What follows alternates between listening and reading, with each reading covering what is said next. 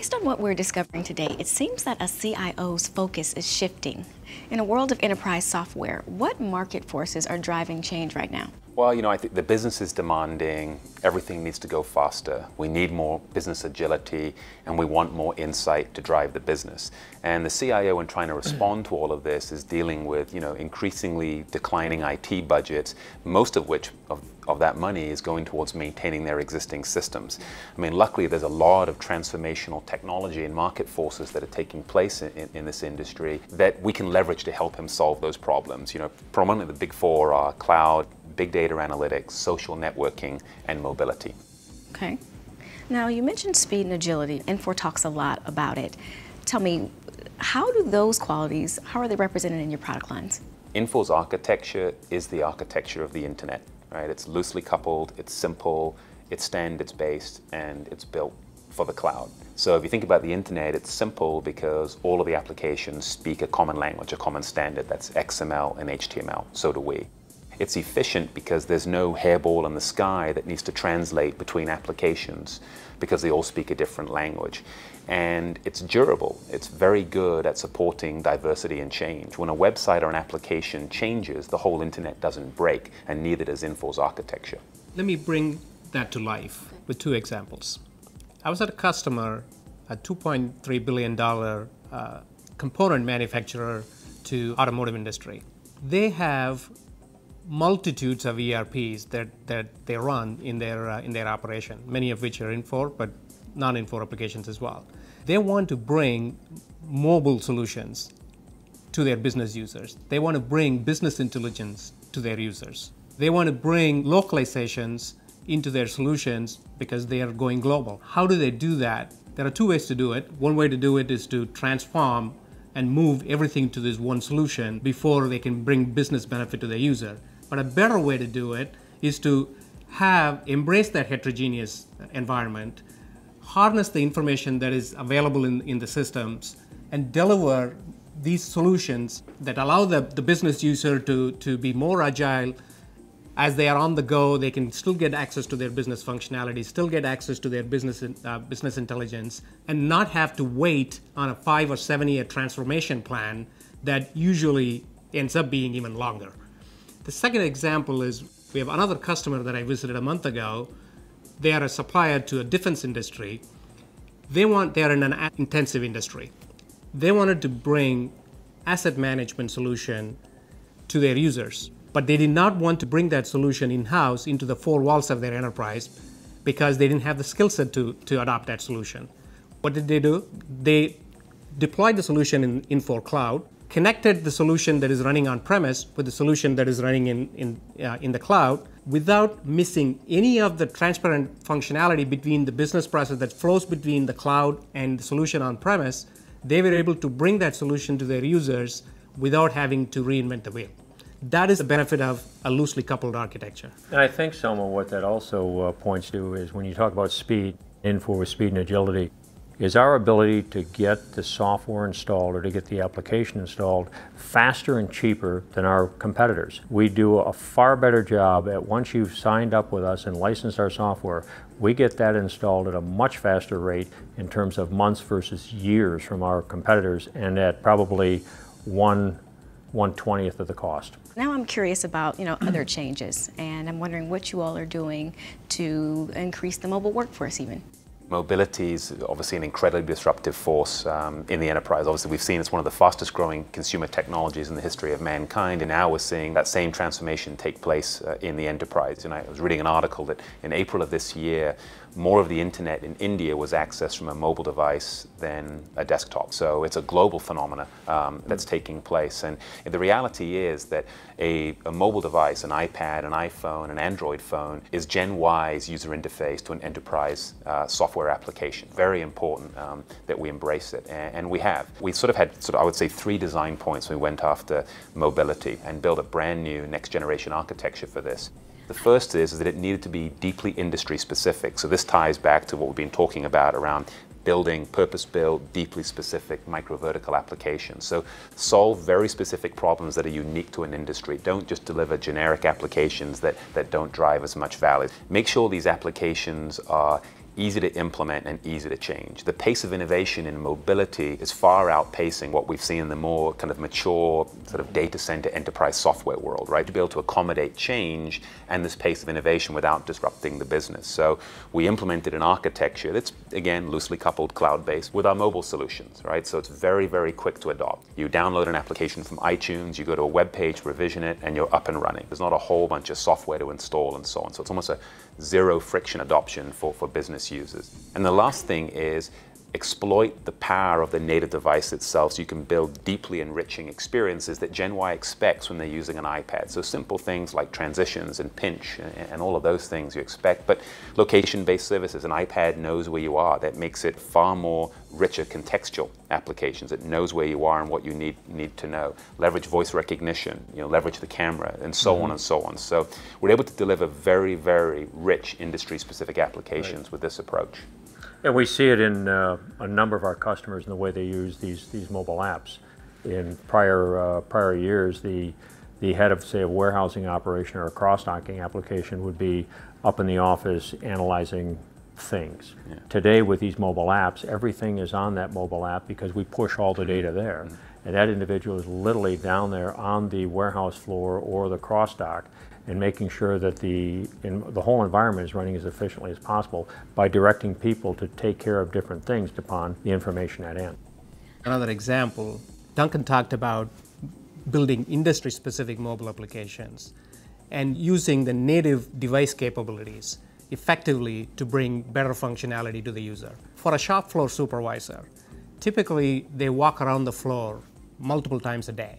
As they walk around the floor, as they stand in front of a resource, if I can do Wi-Fi triangulation and I know exactly where they are standing, what resource is in front of them, if I can push information to their iPad device, showing them what is the resource that they're standing in front of, what crew is operating that resource, what job is currently running through that resource, what is queued up to come next, and show if there are any material shortages or a skill set change that I need to bring somebody else to that resource. I can do all of that without having to touch anything by simply leveraging the location services in this case and bringing data to the user, shop floor supervisor in this case, makes it a powerful application and makes it much more efficient for them to be able to make decisions on the go rather than having to walk back to their office to log on to their desktop to make that decision.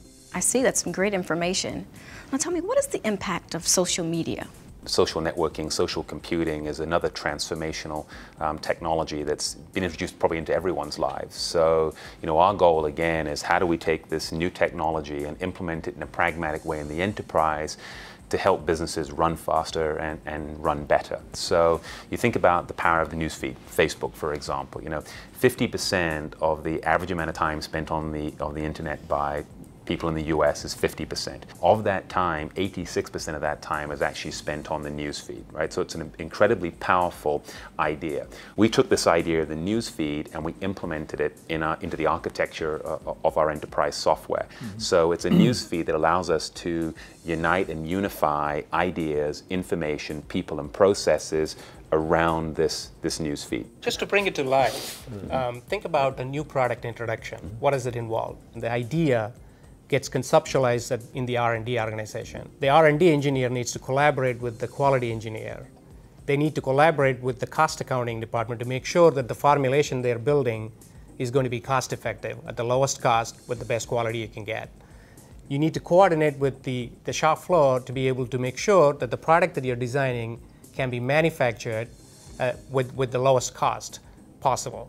In order to do all of that, you need to collaborate between many departments. And by the way, you also need to have the marketing department involved because the artwork around labeling of the product needs to be included in this process as well. So having social enterprise, having a group of people collaborate, communicating between each of them to bring the product from conceptualization to delivery is what social media brings as a benefit to the users. And a lot of our customers today, they're using it informally.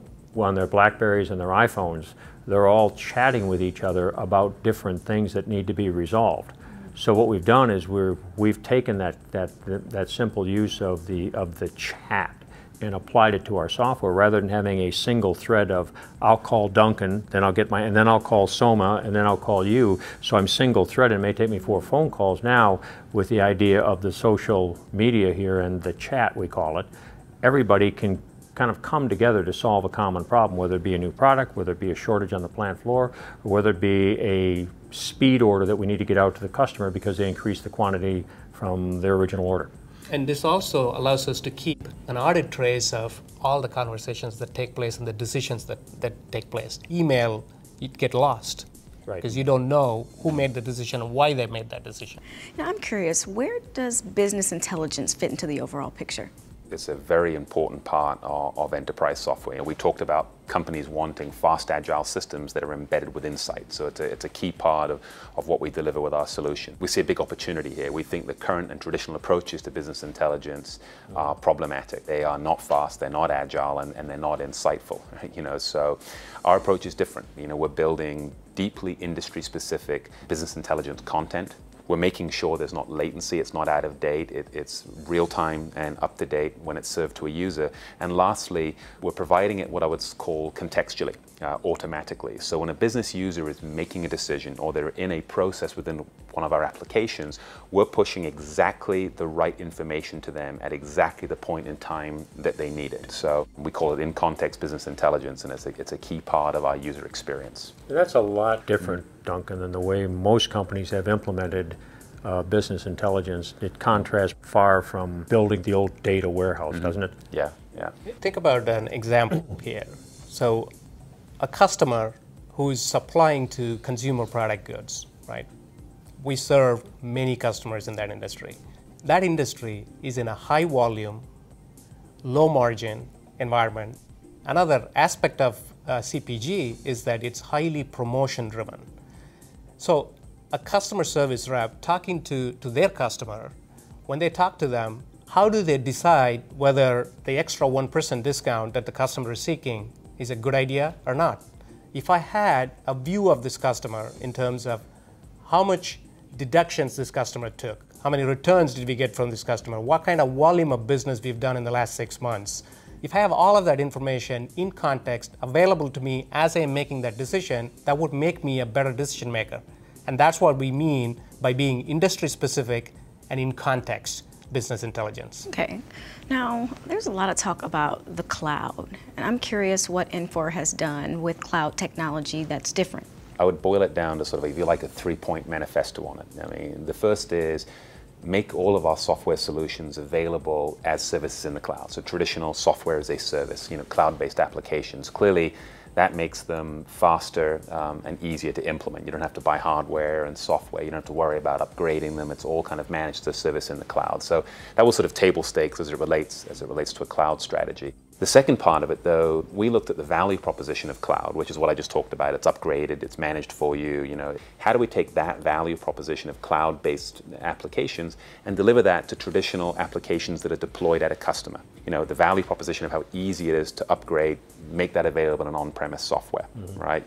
That was sort of the next big one. We have a whole series of initiatives around that. And then lastly, how do we leverage the cloud as a platform to support more change? So we talked about speed, which is the first two. The last category is change. For example, we have a service that we announced earlier this year called Locally. It's a kind of an on-demand cloud-based software localization service. The challenge with localization, and many of the multinational companies that listen to this will appreciate, is that regulatory requirements in all these different countries you operate in are constantly changing. And that drives the CIO crazy because they're just constantly running to keep the software up to date with managing their business processes in all of these countries.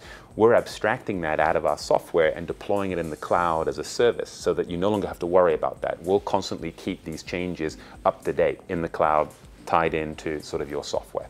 So what's the best way for customers to take advantage of what Infor has to offer? Well, over the last 18 months, 2 years, we've delivered just an unprecedented amount of innovation. Over 5,500 new features, 200 new apps, 200 plus integrations. So firstly, we want to engage with customers to educate them on everything that we've done that's available to them to take advantage of. And then secondly, work with them from a business perspective to understand the value of which innovations make sense for them and how they get there from an implementation perspective. Great information you all shared today. Thank you, gentlemen, for speaking with us. And thank you for joining us.